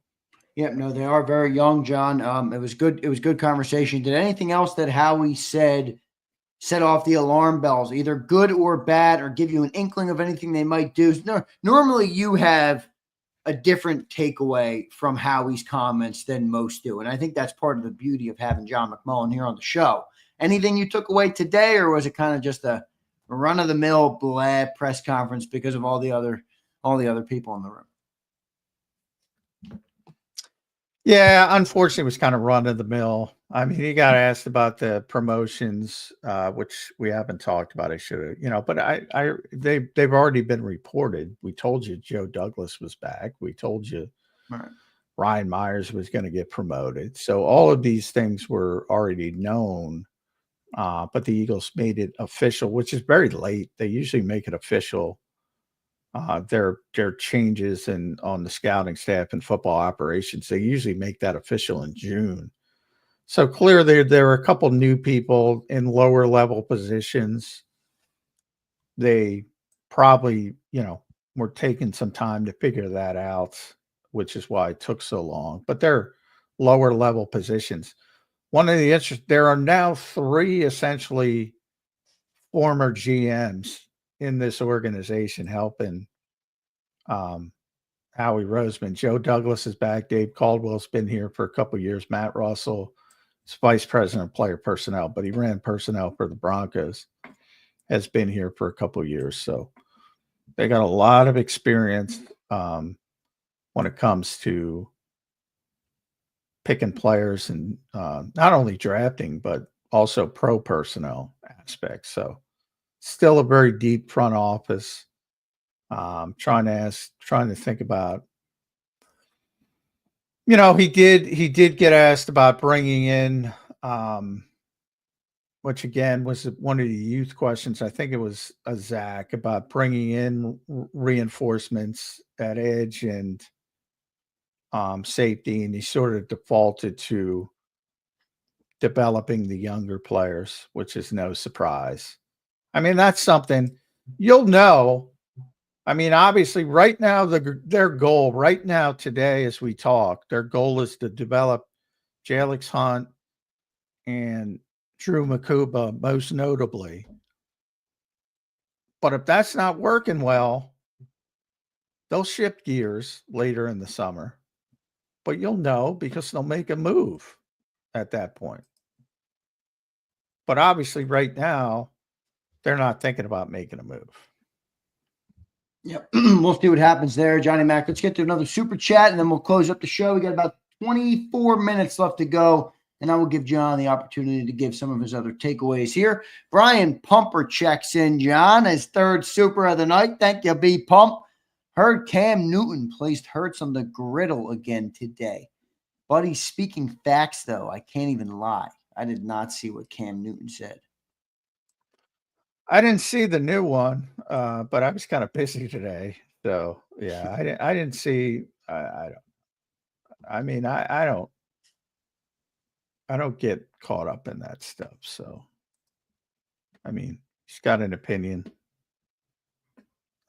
Jalen was asked about, and he didn't bite. I don't know if anybody thought he was going to bite, but he was asked about, being put so low on certain lists, and that affect him. And as you can imagine, he just totally swatted it away. Now, I don't think, Cam was just the first one. I don't even know. To be honest, you would have to explain to me his criticisms, but I don't really care. So, yeah, I mean, I tried to explain it as best as possible. Most teams don't want to play the Eagles offense because they're not capable of having the patience to build up this type of offense. So they're looking for more of a traditional quarterback. I think that explains the executive bent and the whole thing. No doubt about it. Pretty clearly. Johnny Mac, good stuff there, brother. We got about 22 minutes left to go now, John, on the show, and I wrote down my biggest takeaways from the day, and I think we've hit them all pretty extensively, but these are my takeaways from day one of camp, and I think they're all pretty good. Jalyon Campbell surprises and comes back a little bit earlier than we expected. I think that's a great thing for the Eagles and the good news on our first-round draft pick.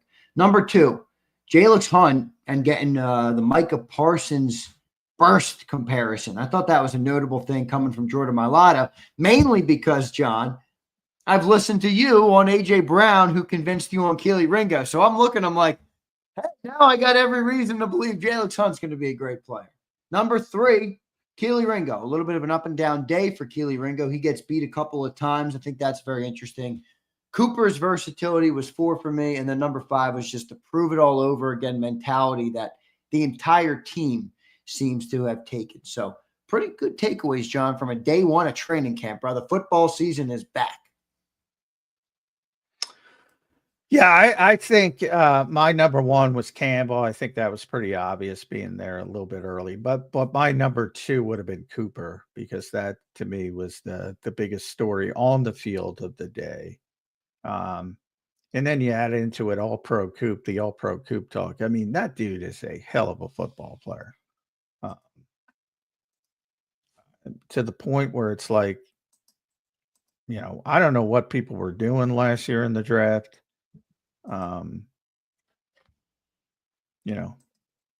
Boy, the Eagles got a good one at 40th overall. And there were some injury issues, but I think most of the issues are involved on stupid stereotypes. And the Eagles lucked out, and they didn't luck out because they went up and got him. They made a very smart decision, and they have a hell of a football player. And I joked a little bit about his offseason. He was everywhere and he's having fun and doing all that stuff, but he's very young, and that's what young people do. But I don't think the guy could screw it up if he tried. He's so good. First team All-Pro, you think it's possible? Well, I mean, the good thing about the All-Pro teams is we do pick a slot corner. And I picked him, I believe, second team last year in the voting, and only because he didn't play as much as, and plus also the Derwin James was, and it's like, that's one of those things where labeling becomes a problem, because I didn't consider Derwin James because he's a safety in my mind. But he played more in the slot, but he's more of a box safety. So it's labeling's often a problem. So that's a position where it's a little bit more difficult than playing just outside or just safety. The versatility in some ways hurts you when it comes to All-Pro. Right. So I don't know about first team All-Pro, but I will say he's got first team All-Pro talent is how I would describe it. But I think he's going to play too many different positions to be a first team All-Pro. Yeah. Well, I agree with that. And if A.J. Brown sees it too, I think we're on to something with it. Obviously, A.J.'s lining up against him. That's at least at some point in the offseason, they do line up. Where do you feel like he's going to go, John? I don't know. I mean, safety makes sense because I think you want to keep him in the middle of the field, if you're not going to have him at slot. But he was so damn good. You want to take him out of there? I don't know. No, he's going to play the majority of his time at slot corner. The question is, when they're in base, is he going to play safety or corner or outside corner? Right. And now I think early in the spring, the odds were outside corner more than safety. Now it's safety more than outside corner. That makes but he's sense. still going to play the majority of his snaps in the slot. Okay, that makes more sense. Now, what does that mean for Makuba? Well, Makuba in that case would rotate in when they're in nickel. Cooper would be the 3-down player. And again, Vic had pointed out last year they used their base defense 160 times. That's it. So you're not talking about a ton, basically 10 snaps a game, a little bit less. That's all you're talking about. And in those 10 snaps a game, you round it off, Cooper's going to be playing safety. The rest of the snaps, he's going to be playing slot, most likely. That makes sense. We'll see what ends up happening with it. I think it's going to be interesting to see where they all end up. I'm pretty confident in Makuba, but not really that confident. It's kind of a faulty confidence, just a hopeful confidence, if you will. So we'll see what ends up happening there. Did you see anything from Mac McWilliams to make you feel like he could be an option to rotate in there at slot? Because if Cooper's, I think the only way Cooper would ever move out of the slot is if they had a good replacement at the slot. And I don't see who that is right now, or even who it could be one day. Well, Mac's going to be the backup slot player. So, I think he's going to make the team, and he's going to be the backup slot. Now, you don't want to see him play because that means Cooper's going to be hurt. But I like Mac McWilliams. He OTAs are much more important. I always say it's a glorified passing camp. So it's much more important for the quarterbacks, the receivers, the defensive backs, the linebackers in coverage. It's much more important for those guys than offensive, defensive linemen, even running backs, unless you're talking about the running backs in the passing game. It's much more important for the non-physical positions, thoroughbred positions, whatever you want to call them. And he looked pretty comfortable and pretty sticky in coverage in OTAs, and I think that's carried over. It's one day, but it's carried over. So I his issue in college was he's a good coverage guy, but he didn't make plays.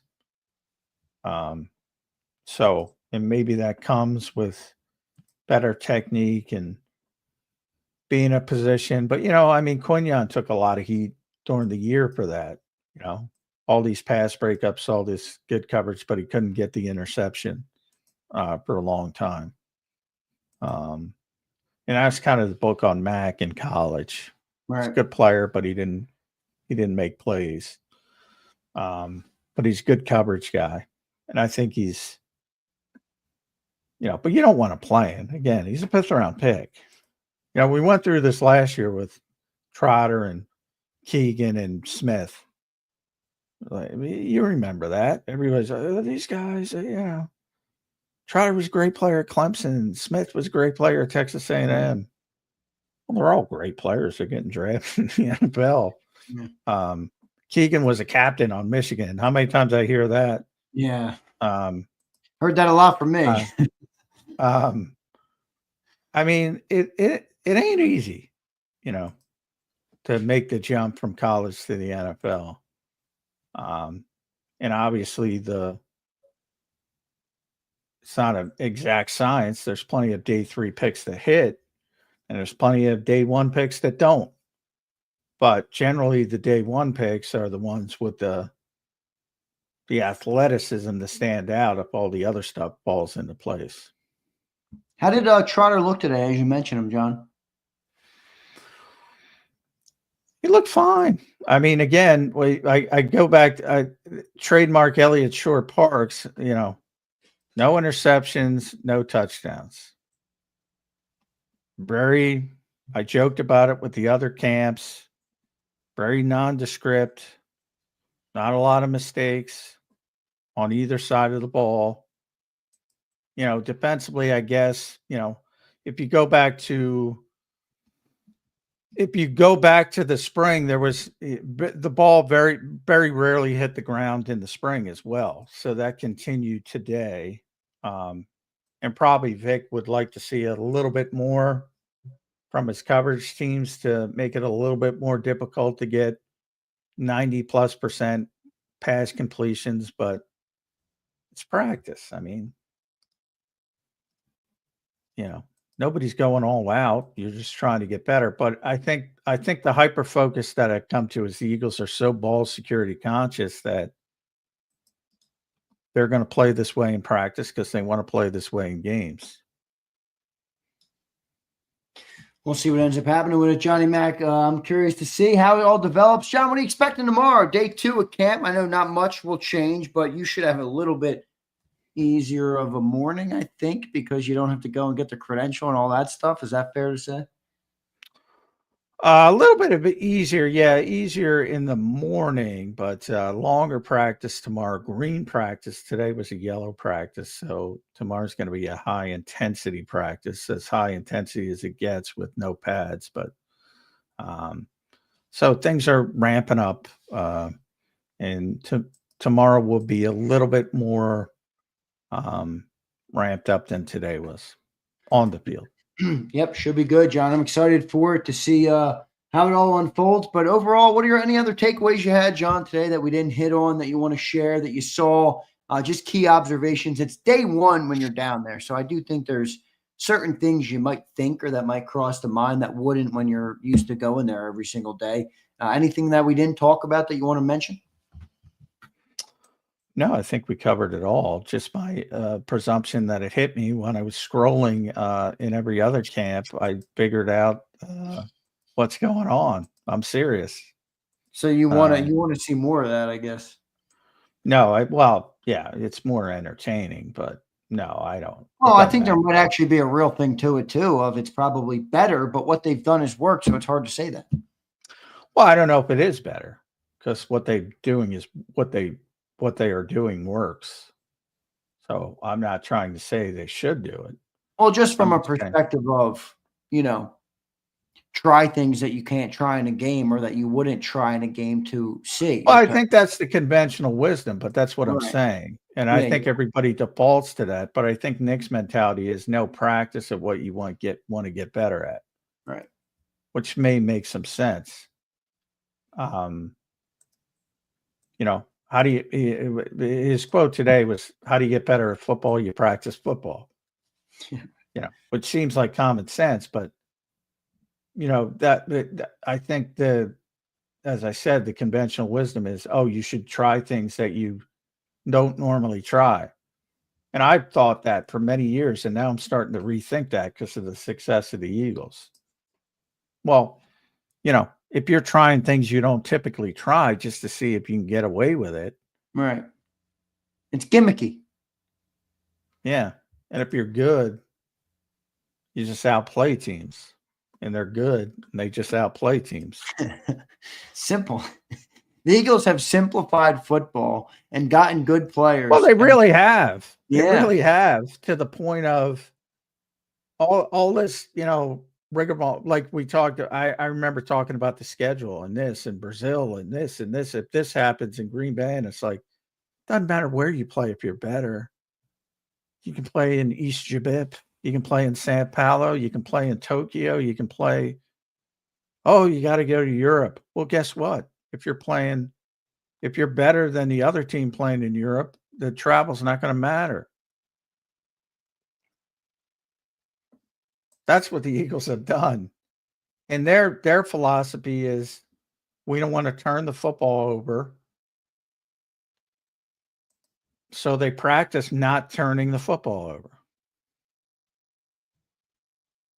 Whereas if you're trying to push the football down the field to see if you can complete a short window throw, a small window throw, well, maybe you do it in practice and maybe it doesn't work in a game. But I think the other side of that would be, if you ever are forced, to have to do that stuff, are you capable of doing it, or are you able to do it without any level of practice or working on some of those things? Well, it's a give and take. I mean, obviously they make big plays. I mean, that part, that's the talent aspect of it. But I think and I know, because Nick has told me a million times, 2 things they want to win in a game. For all the stats we talk about, they only care about 2 stats. They want to win the turnover ratio, which is obvious. Everybody wants to win it. And they want to win the explosive play rate. And the Their research says if you win those two categories, you're going to win like 90+% of your games. Right. The number's outrageous. That's all they care about, those two things. And it makes it so much easier when you can get explosive plays out of the running game, because you're much less susceptible. Not that you can't fumble, because fumbles are a thing, but you're much more likely to throw an interception than a fumble, statistically. So again, the nerds win in the end. Yeah, but the nerds are right about this, because if you can gain explosive plays, and the nerds are always right. The nerds are always right. The nerds have never been wrong. Well, there's some things the nerds don't factor in that I think does come into play. But in this specific instance, I think that if you can gain explosive plays while limiting the percentage chance you have of turning the football over, which is obviously significantly lower when you run the ball, as you just pointed out, than when you throw the ball, well, fuck, we cracked the code. Yeah. It's not always the most exciting brand of football, but again, wins tend to be exciting for fans. Sure, they want to win 40 to 22 every game, but ultimately, as long as you win, doesn't matter how you get there. And they've done a lot of winning.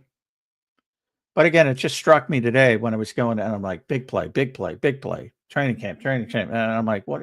Nothing. Either side of the football. Yeah. All right, Johnny Mac, great show today. A couple questions to close it out. I want you to tell me if it's an overreaction, an underreaction, or a push. Week 1, Keely Ringo will not be the starter opposite Quinyon Mitchell to start the season. Overreaction. Day 1. Still confident in Keely Ringo? Has your number shifted at all on Keely? Well, slightly, but I mean, the Eagles want him to be the starter. If he puts together a bunch of days like this, then he's in trouble. But it's one day. Overreaction, underreaction. Jalyon Campbell will be the starting linebacker next to Zach Bond in week 1. Overreaction. I would still bet Trotter, week 1 starter. Yeah, still leaning Trotter. Me too. Overreaction. Jalix Hunt will have more sacks this year than Nolan Smith. Boy, I hope not. Boy, I hope not, because that means Nolan's not having a good year. No, that's an overreaction. Nolan's you don't think there's a world that exists where Jalix could have more sacks than Nolan, and Nolan still has a good year? No, I think Nolan's a really good player. I do too. Well, that's not to say it's not Nolan's. Yeah, I think you're gonna make me say it. I think Nolan's a much better player. Much better player. Okay, than Jalix Hunt. So we'll see how that shakes out there. Johnny Mac, good stuff there. I'm excited to see how it all plays out. Just a couple of questions I wanted to close with there for you. I'm excited though, John. Camp is here, brother. First day is done and dusted, and we roll into day 2 tomorrow. What are we, 43 days out, John, from the regular season? We got a lot to figure out, John, in 43 days, brother. Yeah, it'll all work itself out. That was what Nick said. It'll all work itself out. Well, what's that one song that's from? It'll all work out. I think it's who the fuck sings that song? It will. It will too. It will become obvious. Now the problem is it always becomes obvious to the coaches. The problem is if you're dealing, if you have competitions with players that both shouldn't be playing, that's the problem. That's what you got to worry about. Yeah, but it will work its way out. Yeah, no doubt about that. Fly Eagle says, great coverage. Nervous about Ringo, but we'll see. Yeah, I'm a little bit, but overall, I kind of trust Vic. Come on, nobody can overreact to one day of kept practice, can they? No. I mean, Ed does his overreactions, but that's his shtick. Did he put him up yet, or is he not doing? Yeah, he put him up. I gotta go read him. Well, coming for you. Yeah, but I mean, please, it's like the 6-second scouts. I got to read some of those replies. It's It's fucking tremendous. Keep them They are good. We'll do the it. second, the 6-second scouts. Oh, he's an edge rusher. Oh, he's completely healthy. Doctors, edge rushing specialists. John, let the fans be fans, dude. It's like they're released from the world to think about the Eagles and speculate that everybody's going to be amazing.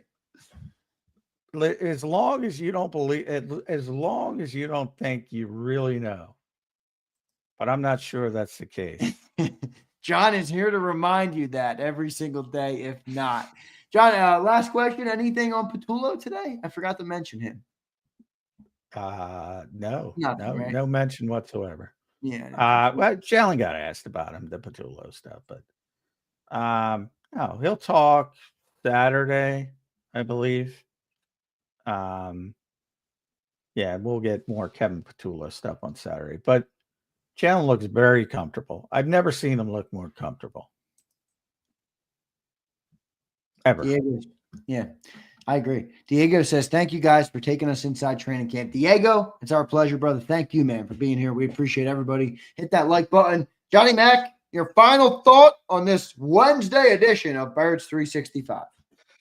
It's 8:00, and I gotta be down there at 8 tomorrow. Yeah. You got 12 hours. has begun. Get some rest, brother. Appreciate you doing it, John. We'll talk to you tomorrow. All right, thanks all. All right, there's Johnny Mac. John McMullen joining us here on Birds 365. A great show tonight. Everybody. I'm feeling pretty good about training camp post day one. All right, now I'm not going to spend too much time on Zander time. You guys got me for a whole hour and change this morning alone. All right, I don't know how much more you wanted me. I was on Cilio. I was on this morning. I'm on 2 hours tonight. I don't know how much more you want. Leon, how long you want me to go, Leon? How long you want me to go? All right. Look at Keys. What do you know about? Is that who it is, Keys? Keys, I think I know it from, who was it? Somebody sampled it, Keys. I think it was Lil Wayne. Keys. I think Lil Wayne sampled it in a song called It'll All Work Out. It's a banging Lil Wayne song. Fucking fire song. Fire song. These new rappers suck, man. I listen to Lil Wayne. I'm like, all right, Lil Wayne's fire. Yes, there you go. Keith, that's the one I know. Actually, I think I was cruising along in my C8 the other day, and I think that thing came on shuffle, and I was bumping that thing. I was bumping that thing. This is why I love Kenzo, because Kenzo gives me a lot of shit, and I give him a lot of shit back. But I appreciate you, Kenzo. Thank you, man. Thank you, man. Yeah, that beat's real good. No rap for me, Papara. I can't blame you. Everybody likes what they like. I go through ebbs and flows, you know. Ever since I started doing content, though, and this goes back before I was a host 5 years now, I stopped listening to music because I sit in front of my computer all day and do shows, or in the past I was just listening to the shows but producing them. And I was just like, I really want to get in the car and listen to more music. Sometimes I just want to fucking turn the radio off and drive. Listen to my motor. Listen to the V8. Listen to that American V8. Rumble, bitch. All right, I learned a lesson tonight. All right. I learned a lesson tonight about doing the night show. Can anybody guess what it is? I feel like you could guess, but maybe not. It's a big ask. Did anybody know what I learned tonight about doing my night show and something I have to alter on my schedules when I do the night show? Now, it's not coffee. Island, I'm actually inherently, I'm more of a night owl person. I work till midnight, 1 o'clock, basically every day. So the morning show is actually me more out of what I'm used to. Back in the day in college, I used to take an Adderall, go to the freaking library, and sit there all night. That was more me. That was more me.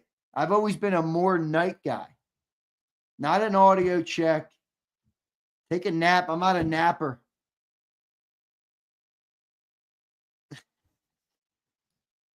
Billy Don says, Zander, I'm 63 and actually liking me some Youngblood. Who's Youngblood? Is that a rapper? That a rapper? Damn, man, I wake up 5, 6 a.m. every day. I wake up 6 a.m. every day. I mean, I'm on at 8 a.m. You got to get up, 6:30 every day. But I'm saying at this time of the day, I have a lot of energy. I'm good. I'm not tired at all. I'm not even close to bed. I'm 4 or 5 hours from bed. Oh, NBA Youngboy. There you go. Rico Mart got it. Rico, I got to eat some grub, brother. I don't eat ever before the morning show. Ever. Never. I never eat one thing before my morning show. Ever. But I didn't eat much today. I had an early lunch. And I'm hungry as fuck. I'm hungry, man. I'm hungry. You will sleep 5 hours a night. I don't sleep much, Paparo. You know what's funny though, Paparo? I got this Whoop. So I wear this Whoop, and it does track my sleep. My average is 5.5. 5.5.